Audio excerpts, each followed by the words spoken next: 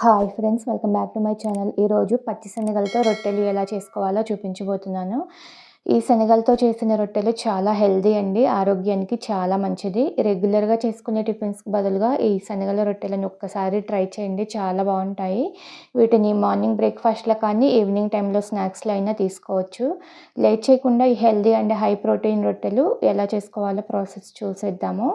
దీనికోసం ముందుగా ఒక బౌల్ని తీసుకొని అందులోకి 1 టీ గ్లాసు పచ్చి శనగల్ని వేసుకోవాలి. ఇందులో తగినన్ని నీళ్ళని పోసుకొని 1కి 2 సార్లు శుభ్రంగా కడిగి ఈ నీళ్ళన్నీ వంపేసి మరలా శనగలు మునిగేంత వరకు నీళ్ళని పోసుకొని 7 లేదా 8 గంటలు నానబెట్టుకోవాలి. మార్నింగ్ బ్రేక్ఫాస్ట్కి చేసుకోవాలి అంటే నైటే నానబెట్టుకోవాలి. ఈవినింగ్ టైంలో స్నాక్స్లా చేసుకోవాలి అంటే మార్నింగే నానబెట్టుకోవాలి. నేనైతే మార్నింగ్ నానబెట్టుకున్నాను. 8 గంటల తర్వాత చూడండి శనగలు చక్కగా నానిపోయాయి. ఇలా నానిన తర్వాత మరొకసారి శనగలను కడిగి నీళ్ళేమీ వేయకుండా జార్లోకి తీసుకోవాలి. కావాలంటే వీటిని పెద్ద జార్లో వేసుకొని మిక్సీ పట్టుకోవచ్చు. కొంచెం క్వాంటిటీనే కాబట్టి చిన్న జార్లో తీసుకున్నాను. కారానికి తగినట్లుగా 3 పచ్చిమిర్చిని తుంచుకొని వేసుకోవాలి. అలానే 1 ఇంచు అల్లాన్ని ముక్కలుగా వేసుకొని 1 స్పూన్ జీలకర్ర వేసుకొని మూత పెట్టి కొంచెం రవ్వగా గ్రైండ్ చేసుకోవాలి. చిన్న గ్లాస్ వాటర్ వేసుకొని మరీ మెత్తగా చేసుకోకూడదు. చూడండి ఇలా బరకగా రవ్వగా గ్రైండ్ చేసుకోవాలి.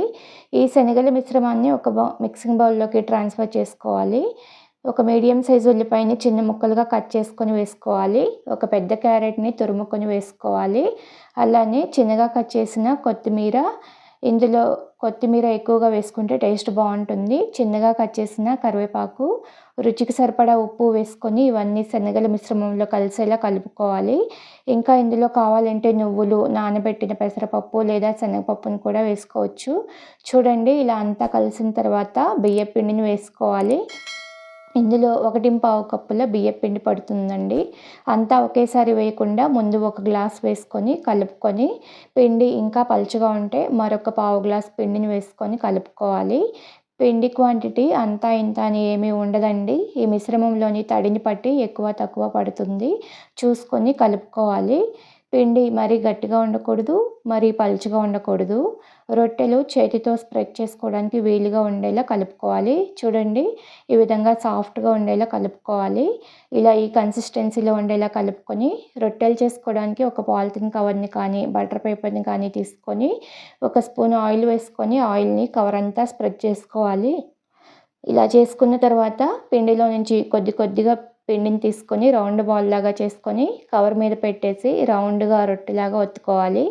ఈజీగానే స్ప్రెడ్ అవుతుందండి. మరీ మందంగా కాకుండా మరీ పలుచగా చేయకుండా మీడియంగా స్ప్రెడ్ చేసుకోవాలి. అంచులు ఏమైనా క్రాక్స్ ఉంటే అడ్జస్ట్ చేసుకోవాలి, చేసుకోకపోయినా పర్వాలేదు. ఇలా చేసుకొని స్టవ్ మీద ప్యాన్ని పెట్టుకొని వేడవ్వనివ్వాలి. ప్యాన్ బాగా వేడిన తర్వాత 1 స్పూన్ ఆయిల్ని వేసుకొని ప్యాన్ అంతా ఆయిల్ని స్ప్రెడ్ చేసుకోవాలి. ఆయిల్ అప్లై చేశాక మనం ముందుగా చేసుకున్న రొట్టెను కవర్ నుంచి తీసేసి ప్యాన్ పైన వేసుకోవాలి. మీడియం ఫ్లేమ్లో పెట్టుకొని పైన కొంచెం గట్టిపడిన తర్వాత 1 స్పూన్ ఆయిల్ వేసుకొని రొట్టె అంతా ఆయిల్ని అప్లై చేసుకోవాలి. ఆయిల్కి బదులుగా నెయ్యిని వేసుకొని కాల్చుకోవచ్చు. 2 నిమిషాలు ఒకవైపు కాలిన తర్వాత రెండో వైపు తిప్పుకొని ఈ వైపు కూడా ఆయిల్ని వేసుకొని స్ప్రెడ్ చేసుకోవాలి. లో టు మీడియం ఫ్లేమ్లో అటు ఇటు తిప్పుకుంటూ 2 వైపులా మంచి కలర్ వచ్చేంత వరకు ఫ్రై చేసుకోవాలి. ఇలా 2 వైపులా బాగా కాలిన తర్వాత ప్యాన్ నుంచి తీసేసుకోవాలి. అదేవిధంగా మిగిలిన పిండిని కూడా రొట్టెల్లాగా చేసి ప్యాన్ మీద వేసుకొని ఆయిల్ని అప్లై చేసుకుంటూ 2 వైపులా కాలిన తర్వాత తీసేసుకోవాలి. అంతేనండి, శనగల రొట్టెలు రెడీ. చాలా ఈజీగా చేసుకోవచ్చండి. వీటిని పిల్లలు కూడా ఇష్టంగా తింటారు. టేస్ట్ చాలా బాగుంటుంది. షుగర్ పేషెంట్స్ కూడా ఎలాంటి డౌట్ లేకుండా తినవచ్చు.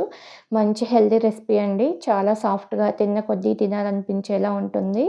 ఈ శనగల రొట్టెలను మీరు కూడా చేసుకొని ఎలా వచ్చిందో కామెంట్ చేయండి. వీడియో నచ్చితే లైక్ చేయండి, మీ ఫ్రెండ్స్కి రిలేటివ్స్కి షేర్ చేయండి. కొత్తగా చూస్తున్న వాళ్ళు ఛానల్ని సబ్స్క్రైబ్ చేసుకోండి. Thank you for watching this video.